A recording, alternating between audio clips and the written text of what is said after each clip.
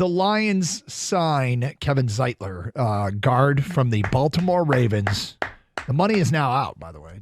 I did not see it. Kang, I'm sorry. 1 year, $6 million? Is that what it is? That's the reports. It's not officially from the Lions. But there you go. So, circling back, Jonah Jackson went to the Rams for 3 years and $51 million, and the Lions signed a like player who might be better. I don't know that he is better, but he might be better in certain aspects of playing the position.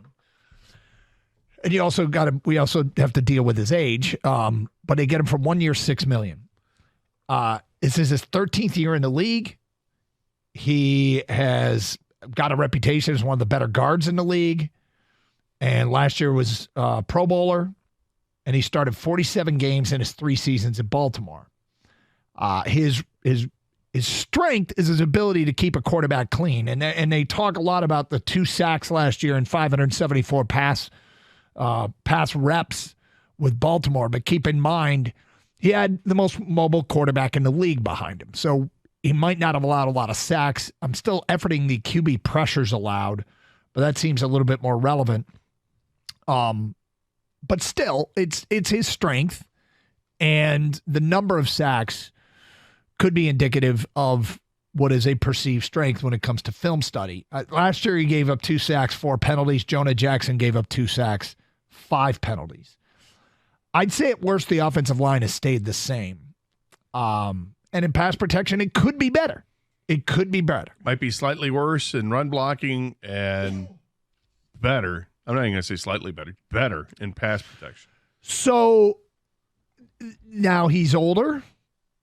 Yes. It's a 1 year deal, which kind of fits where they're at. But out of the best free agents, I just looked up at the Athletics ranking of free agents. This is the highest ranked free agent that the Detroit Lions have signed. Kevin Zeitler. Okay. So this offseason, they have signed a defensive end. They have signed a defensive tackle. And Marcus Davenport, DJ Reader. They have acquired 2 cornerbacks, one via trade, one via free agency. Carlton Davis and Meek Robertson. They had 2 free agent guards. They re-signed one, and they basically repurposed another. They've got a guy that's very, very similar. Glasgow and Zeitler. Yep. I mean, the one position that they might have left to address is wide receiver.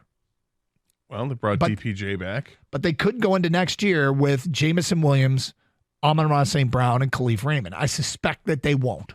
I suspect somebody else will. But if that's their trio and DPJ comes back, still pretty young in his career, I mean, they could play a football game tomorrow, everybody's saying, and they're right. I mean, the holes have been addressed. And look, I don't like to tell people what they should do or how they should feel about things. I tend to think as sports fans, you can do whatever you want. But some of you owe Brad Holmes an apology. He has pieced this thing together nicely. He's addressed needs, and some of the freak out was completely unnecessary. Completely unnecessary. Tell me they're not better at corner. I think they're better at corner. Tell me they're not better on the defensive line. I think they're better than the defensive line. Tell me they haven't kept the offensive line as a strength. They have, but there are concerns that there might be cracks in the foundation. Because of the future longevity of Ragnow. Okay. You still have a Decker situation after this year, and the person that signed at guard has played right guard his whole career, and is he going to go left guard? They can move Glasgow to the left side. We don't know how that's going to work and how that's going to affect the effectiveness of the guard. But they won't be surprised by that news. Yeah, they'll have a plan. Look, it's a very solid and not splashy offseason. But the goal is to get better as a football team. I think they're better as a football team. Now, there's still cap space and there's still all the draft picks. Well, that's the thing. How much cap space is there that's not allocated to the rookie, draft pool? Because if they have a substantial amount of money left, you can still improve the roster. And then there will be people that will complain and say, well, you could have gotten this guy, because now you see numbers come out for all the free agents. Right. And this one may have been a better player. I'm not complaining at all. The Zeitler signing seems like it is straight out of central casting for Dan Campbell, Brad Holmes. He's a football player. Everybody loves this guy. He's a hard worker. I mean, there's video of him working on his pass protection while in the hospital room while his wife was in labor. It's actually hilarious. I mean, it looks like he's wearing bowling shoes. I think you could say he loves football. Yeah. Which is perfect. And, oh, by the way, he's a damn good pass blocker. So that's good to know.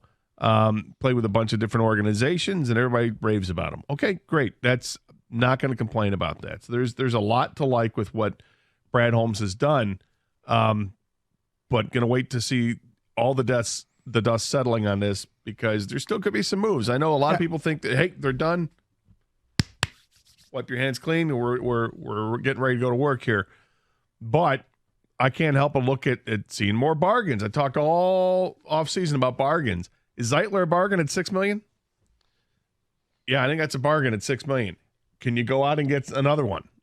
Do you feel good about it, or you want to go out and get Quandre Diggs, Stephon Gilmore? I mean, they're at $27 million before this signing. Take another 6 off, 27.7. They're at 21.7. They've got money still to spend.